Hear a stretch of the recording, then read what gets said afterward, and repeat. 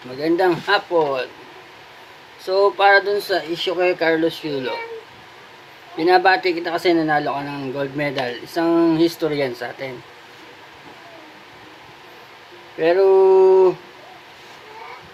para sa akin, bilang agnak, maihahalin tulad ka dun sa anak ni Noe na walang galang o walang respeto. Yung mga tao, nagkakamali talaga yan, lalo na yung mga magulang natin. Si Noe, nung nakatulog siya ng nakahubad, dahil sa kanyang kalasingan, yung isang anak niya, nakita siya na nakahubad dahil sa kalasingan. Yung kalasingan na yun, tapos yung kahubaran ni Noe, sinisimbolo yun ng kasalanan. Sabi ng anak ni Noe, nung nakita si Noe nakahubad, tumakbo siya sa mga kapatid niya at sinabi, tingnan nyo ang ating ama nakatulog ng nakahubad. Ibig sabihin, pinamalita niya yung kasalanan ng kanyang ama. Kaya yung anak niya na yun, sinimbolo sa Biblia na suwail. Walang galang sa kanyang magulang.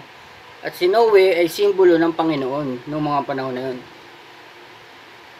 Yung anak niya na nagbalita na si Noe ay nakatulog na nakahubad ay sinimbolo bilang isang anak na suwail. At yung isa ay masunurin at ginalang yung magulang.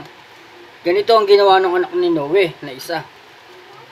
Kumuha ng tuwalya at inilagay sa likod at lumakad ng paatras hanggang yung kahubaran ni Noe ay matakpan. Kaya niya ginawa yun para hindi makita yung kasalanan ni Noe o yung kahubaran. Yung kahubaran, sinasabi ko nga sa inyo, sinisimbolo ng Biblia na kasalanan. So, yung isang anak niya na gumawa nun, na kumuha ng tuwalya, inilagay sa likod, lumakad ng patras hanggang matakpan yung kahubaran ni Noe, ay isinisimbolo sa mabuting anak. So, para kay Carlos Yulo, maraming salamat dahil nagdala ka ng karangalan sa Pilipinas. Pero ganun pa man, bilang anak, hindi ka karapat dapat tularan. Kasi tayong mga anak, tayo nagsisikap para sa magulang natin. Siyempre para sa future ng mga anak natin. Pero kaya natin ginagawa yan bilang Pilipino, para mapasaya yung mga magulang natin. Yun lang. Maraming salamat sa pangalan ni